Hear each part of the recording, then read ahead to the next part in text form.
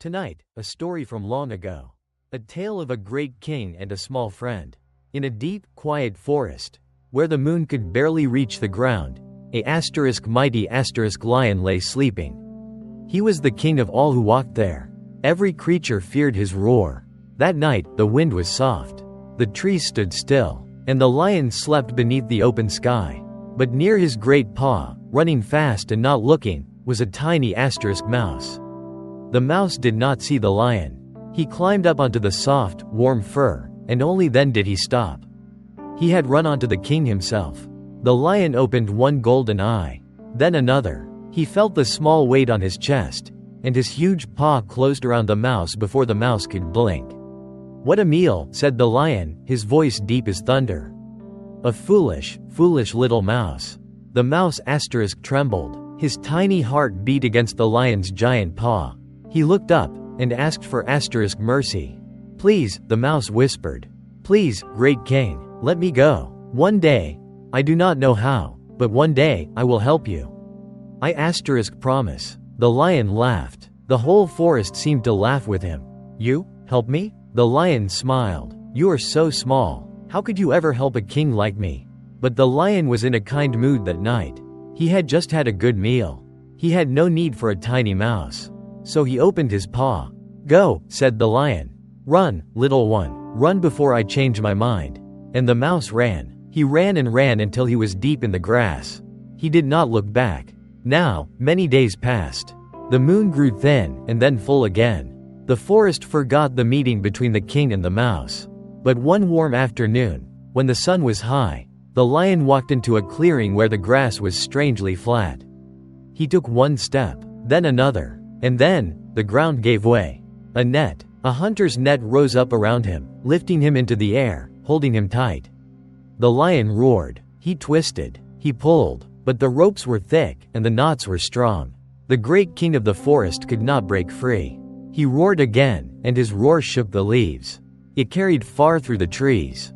It reached small ears. The mouse heard it. He knew that voice. He had not forgotten. The mouse ran. He ran faster than he had ever run. Through the grass, through the roots, through the soft earth, until he came to the clearing, and saw the lion, hanging in the net, helpless. "Be still, great king," said the mouse. "I have not forgotten." And the mouse began to gnaw. He gnawed one rope, then another. His small teeth worked all afternoon and into the evening. The lion watched in quiet wonder. At last, the final rope snapped. The net fell. The lion stood, free. He looked down at the tiny mouse. The mouse looked up. "You see, great king," the mouse said softly. "Even the smallest friend can save the greatest one." The lion bowed his head, something he had never done for anyone. Then he turned and walked back into the forest, and never roared at small creatures again. And so, the kindness he showed one night was given back to him. And the promise of a tiny mouse turned out to be the greatest gift of all. Remember, little one, no act of kindness is ever too small. Be gentle with those who seem small to you, for one day, they may be the ones who save you. Good night. Tomorrow's tale. The Boy Who Cried Wolf. Tonight, a tale of longing. A story of a small creature who wanted, more than anything else, to know the sky. In a still pond, surrounded by tall reeds and quiet water, lived a tortoise. He was old, he was slow, he moved with care, and he loved his pond. But sometimes, on warm summer evenings, the tortoise would lift his head and look upward. He would watch the birds wheeling against the sunset. He would watch the swallows dance. He would watch the eagles, high above, sliding through the sky on wide, patient wings.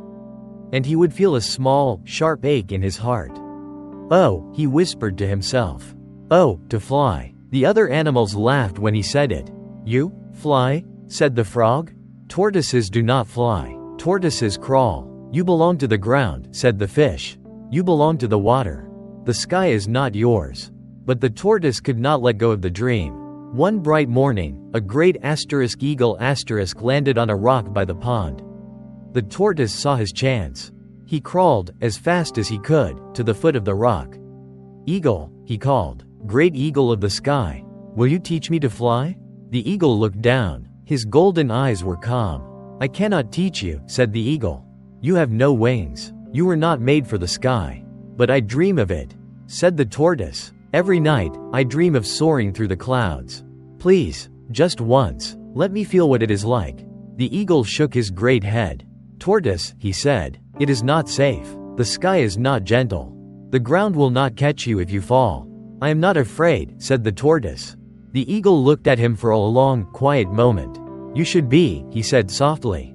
But the tortoise begged. He begged for hours. He promised gifts. He promised friendship. He promised anything. At last, the eagle sighed. Very well, he said. I will take you up. But only once. And remember, I cannot keep you in the sky. I can only show you what is there. The tortoise was overjoyed. He climbed onto the eagle's back. He held the feathers tightly with his small claws. His old heart raced. The eagle spread his great wings. He stepped off the rock. And up they went, into the clear blue sky. The tortoise gasped. Below him, the pond shrank to a coin of silver. The trees became small as twigs. The hills rolled away in soft greens and golds. The wind whistled. The clouds drifted close. He could touch them, almost, with his small claw. This, cried the tortoise. This is what I dreamed of. He let go of one feather. Then another. He spread his small legs as if they were wings. I can do it, he shouted. I can fly. Tortoise, hold on, called the eagle. But the tortoise was no longer listening. He felt the wind on his shell. He felt the freedom in his heart. He believed, truly believed, that he could fly. And he let go. For one single, glorious moment, the tortoise was in the sky alone. The wind held him. The clouds welcomed him. He felt, for that one brief moment, what it was to be free of all weight. And then, the sky let him go. He fell, down through the wind, down through the clouds, down and down and down, back toward the earth he had been made for. The eagle dove after him. He caught the tortoise just before the ground. He set him down, safely, at the edge of the pond. The tortoise was trembling. His shell had small asterisk cracks. His old heart pounded, but he was alive. The eagle landed beside him. Tortoise, he said gently. Did you see what you wanted to see? The tortoise nodded slowly. I saw it, he whispered. I saw the sky. And do you understand now? Asked the eagle. Why you should not have asked. The tortoise looked down at his small, cracked shell. He looked at his slow, careful feet. He looked at the pond, his pond, sparkling under the morning sun. Yes, he said, I understand. The sky is beautiful, but it was never mine. The eagle bowed his head. There is asterisk wisdom asterisk in being what you are, tortoise. You are not less for being slow. You are not less for living on the ground. The world needs creatures who walk slowly through the grass, as much as it needs those who fly. The tortoise crawled back into his pond. He let the cool water wash over his cracked shell. And he was, for the first time in many summers, truly content. Remember, little one, there is a place in this world that is yours. Not the place of others. Yours. Be glad to stand in it. Be glad to walk slowly through your own life. And let the sky belong to those who were made for the sky. Good night. Tomorrow's tale. The Crow and the Pitcher. Tonight, a tale of two friends. One who worked, and one who sang. A story of summer days and winter nights, and the choices that shape every life. In a quiet field, far from any village, summer had come. The sun was warm, the grass was tall, and bees moved slowly through the lavender. In this field lived two creatures. One was an asterisk ant. Small, dark, careful. She moved with purpose. She woke with the sun and worked until the moon rose. Every day, she gathered seeds, grains, small pieces of bread that fell from picnics in the meadow. She carried each piece, one by one, to her home beneath the earth. The other was a asterisk grasshopper. Long, green, joyful. He played a tiny fiddle, made of grass and morning dew. He spent his days hopping between the flowers, singing songs that the wind carried far across the meadow. One bright morning, the grasshopper saw the ant carrying a single heavy seed. She was bent low under its weight.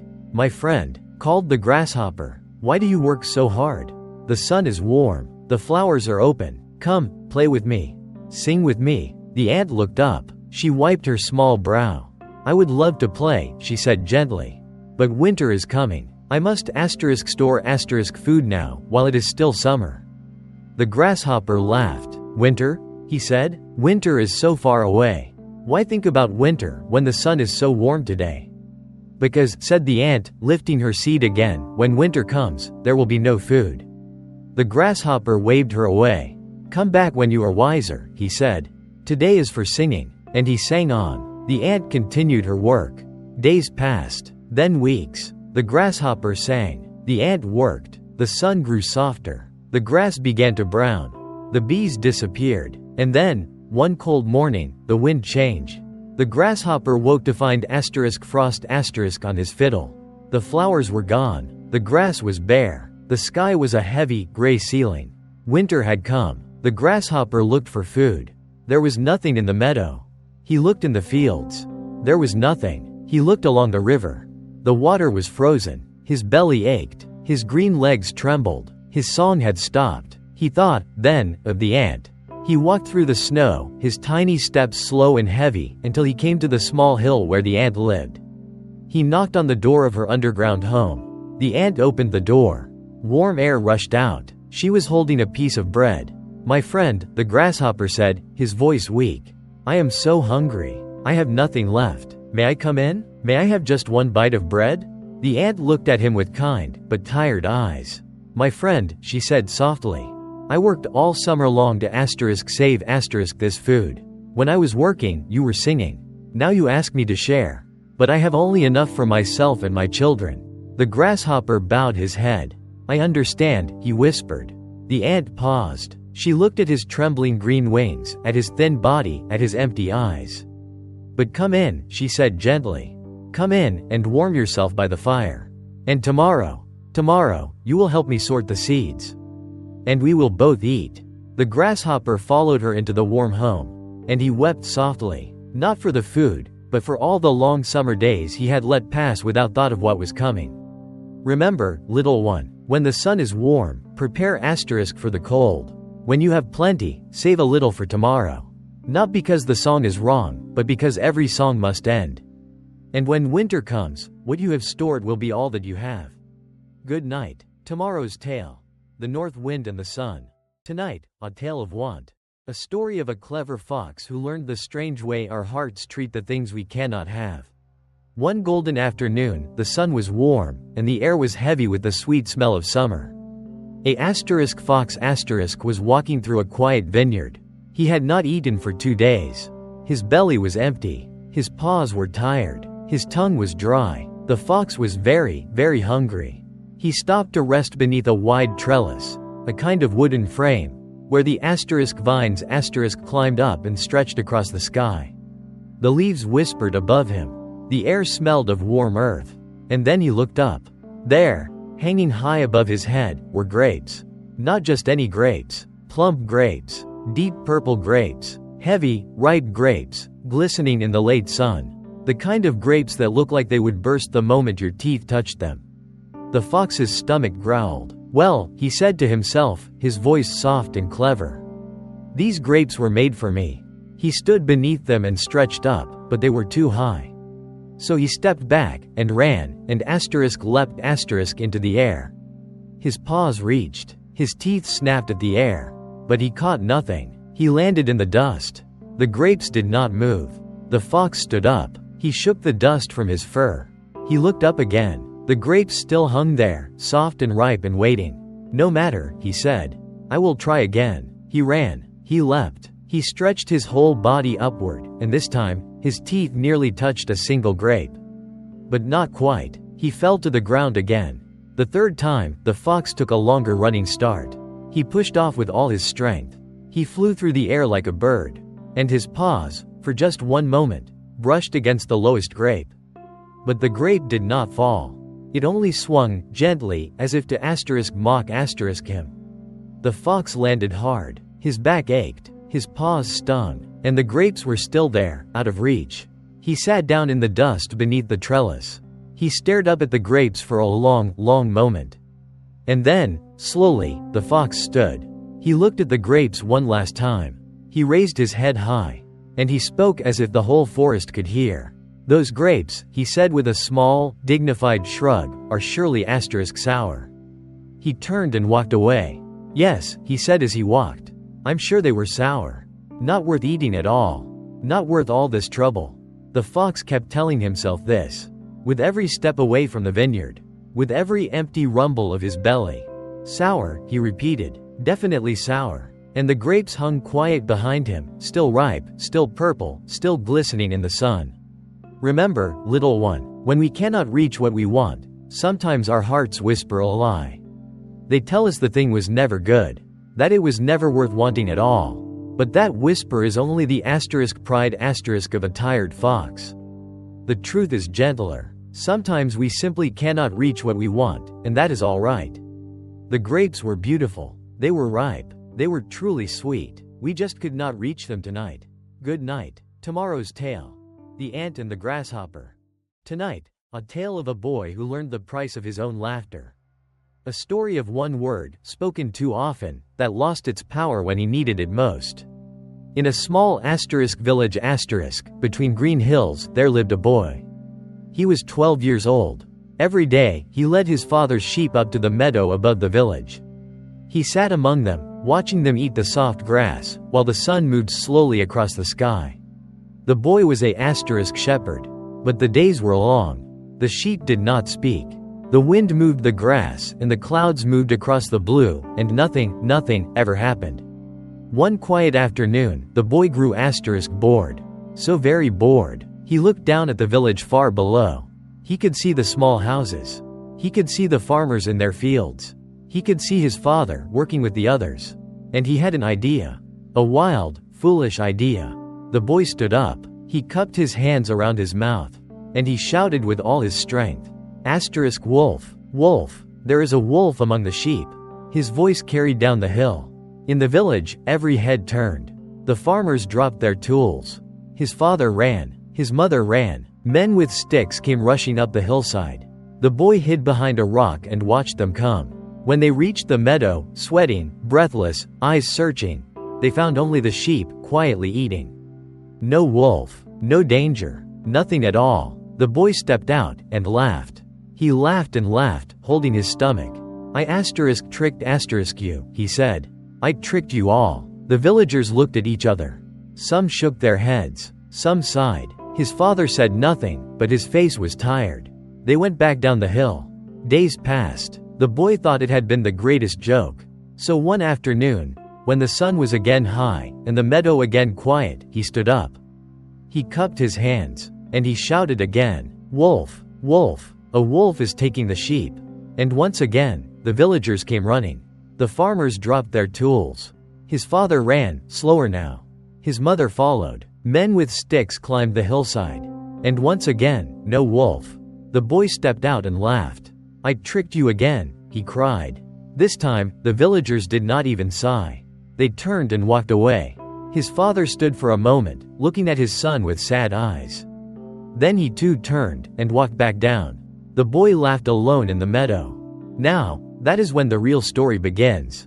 A few days later, in the warm afternoon, the boy was lying in the grass. The sheep were quiet. The wind moved gently. And then, a sound.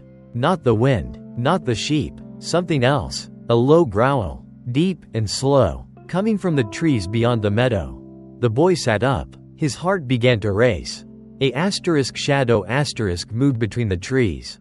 Then it stepped into the light. A wolf, a real wolf, yellow eyes, long teeth, lean and hungry. The wolf walked slowly toward the sheep. The boy jumped to his feet. He cupped his hands around his mouth, but this time, his voice was shaking. Wolf, he shouted. Wolf, help me. There is a wolf. In the village, his father looked up from his work. He heard the cry, but he only shook his head and went back to his task. The boy shouted again, louder. Please, it is real. Help me. But no one came. The villagers had stopped listening to him long ago. The wolf turned. It saw the boy. It saw the sheep. It chose the sheep. And the boy stood alone, watching, unable to stop what was happening, knowing it was his own foolish words that had taken away his voice. When the boy walked down the hill that evening, his father met him at the gate. Many sheep were gone. The boy's eyes were full of tears. I cried for help, the boy said. I cried for help, and no one came. His father put a heavy hand on his shoulder. My son, he said softly. A liar is not believed. even when he tells the truth. And that was the lesson the boy carried for the rest of his long, quiet life. Remember, little one, words are precious. Use them with care. For once trust is broken, even the truth may sound like a lie. Good night. Tomorrow's tale. The Fox and the Grapes. Tonight, a tale of two great powers. And a quiet question. Who is stronger? The one who pushes or the one who warms? In the long ago, before the world was named, the north wind and the sun were arguing. The north wind was proud. His voice was a great roar, cold and sharp, and his breath could freeze rivers. There is no one stronger than I, he said. The sun was warm. Her light was steady, slow, and golden. She listened with patience. Perhaps, she said softly. Perhaps not. The north wind laughed. You? A gentle thing? I bend trees. I lift roofs. I push ships across the seas. What can you do? I rise every morning, said the sun. I warm the earth. The north wind shook his head. That is not strength. That is only kindness. The sun smiled. Then let us see, she said. And so they made a wager. Far below them, walking on a long, dusty road, was a man. He wore a heavy traveling cloak wrapped tightly around his shoulders, for the air was cool. Whoever can take that cloak from his shoulders, said the sun, wins. But you may not touch the man. Only your own power. The north wind smiled. A cold smile. Easy, he said. And so the north wind went first. He drew in a great breath. He puffed out his cheeks. And he blew, with all his terrible strength. The wind came roaring down the road. The trees bent. The dust flew. The man stumbled. But instead of letting go of his cloak, the man pulled it tighter. He wrapped his arms around himself. He bent his head against the wind. The north wind blew harder. He blew until the man's hat flew away. He blew until the road was thick with leaves and dust. He blew until his own face was red with effort. But the man held his cloak tighter still. The colder the wind, the closer the cloak. The fiercer the storm, the more the man clung to his warmth. At last, the north wind stopped. Out of breath, defeated, the man stood up. He dusted himself. And he held his cloak as tight as ever. The north wind turned away in shame. Your turn, he muttered. The sun smiled. She did not move quickly. She did not roar. She did not push. She simply rose a little higher in the sky. And began to shine. Her warmth came down softly. Slowly, like honey poured over the day. The wind died. The dust settled. The road grew bright. The man walked on. He noticed the warmth. He smiled. The sun shone a little brighter. The man slowed his step. He felt the heat on his shoulders. He fanned his face. The sun shone steadier still. And then, without thinking, the man reached up. He unfastened the clasp of his cloak. He pulled it from his shoulders and folded it gently over his arm. And he walked on, lighter, into the warm afternoon. The north wind watched, silent. The sun did not boast. She only kept shining. After a long while, the north wind spoke. How? He asked. How could you do what I could not? The sun's voice was soft, like wind through wheat. Because, she said, you pushed. You demanded. You made him afraid, and so he held on tighter. I only gave warmth. And when he felt safe, he opened his hand. The north wind was quiet for a long time. Remember, little one, when you want someone to open their heart, do not push. Do not roar. Do not threaten. Just be warm. Be steady. Be kind. And one day, gently, they will let go of the cloak themselves.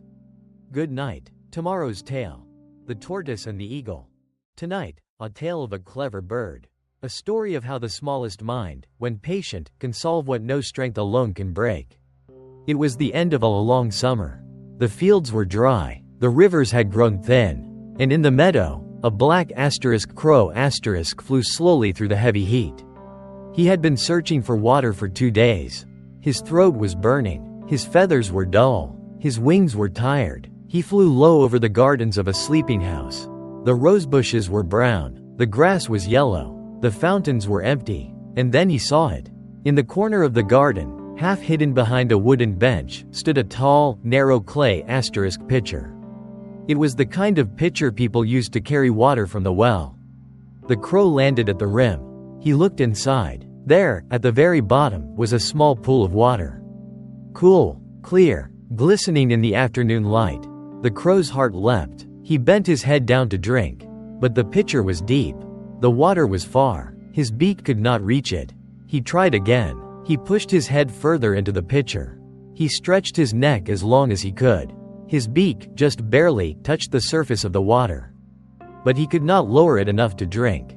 He pulled his head out. He sat on the rim. He looked again. The water was there, but it might as well have been 100 miles away. The crow thought about flying away. He could search for another pond, another stream, another puddle in the road, but he had searched for 2 days. He had found nothing. This was the only water in the whole valley. So the crow did what most creatures do not. He sat quietly, and he thought. He looked at the water. He looked at the pitcher. He looked at the world around him. The garden was full of asterisk pebbles, round, small stones, scattered along the path. The crow's eyes lit up. He hopped down from the rim. He picked up one small pebble in his beak. He flew back to the pitcher. He dropped the pebble in. It fell, plink, into the water. The water rose, just a tiny bit. The crow watched. He hopped down again. He picked up another pebble. He flew back. He dropped it in. Plink. The water rose a little more. He did it again, and again, and again. The afternoon grew warmer. His tired wings ached. His thirst grew sharper. But the crow did not stop. For every pebble, the water rose.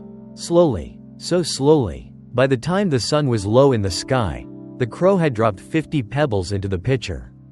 His beak hurt. His feet were tired. His patience was nearly gone. But the water was rising. Now it was nearer to the rim. The crow bent down. His beak, for the first time, touched water easily. He drank. Oh, how he drank! The water was cold. It was sweet. It was the best drink he had ever known. He drank until his belly was full. He drank until his feathers shone again. He drank until his small heart was strong. And then he sat on the rim of the pitcher, in the slow gold of evening, and looked at the pebbles he had carried. They said I had no strength, he said softly. But I had asterisk patience. I had asterisk thought. And I had, one pebble at a time, what I needed. Remember, little one, when you cannot reach what you need by force, do not give up. Sit, think, look at the world around you. There is almost always a way, if you are patient and clever, and willing to lift one small stone at a time. Good night. A new week of tales will come. Tonight, a quiet story about a farmer, a goose, and the trouble that greed can bring. Once, in a small green valley, there lived a poor farmer and his wife. They had very little, a tiny cottage, a thin garden, and one gray goose who slept by the fire. One cold morning, the farmer went to the nest and froze in wonder. There, among the straw, lay a single egg of pure, shining gold. He carried it to his wife with trembling hands. They could hardly believe it. The next morning, another golden egg, and the next another. Every single day, the faithful goose left them one egg of gold. Slowly, the farmer and his wife grew wealthy. They bought warm clothes, good food, and a fine new roof. But wealth has a quiet way of feeding greed. The farmer began to frown at the single egg each day. Only one, he muttered. If the goose can make gold, then surely she is full of it. Why should I wait? His wife begged him to be patient. We have more than we ever dreamed, she said softly. But the farmer no longer listened. His heart had grown hard and hungry. That night, blinded by his own impatience, he took the goose and, in a single foolish moment, he cut her open, certain he would find a treasure inside. But there was nothing. No gold, no jewels, only what any goose holds. And the gentle creature who had given so freely was gone forever. The farmer sat in the cold straw and wept. In his rush to have everything at once, he had destroyed the very gift that made him rich. And so, little one, remember as you drift to sleep, the one who wants too much, too fast, often loses what they already hold. Be grateful for each small gift the day brings. Good night and sweet dreams.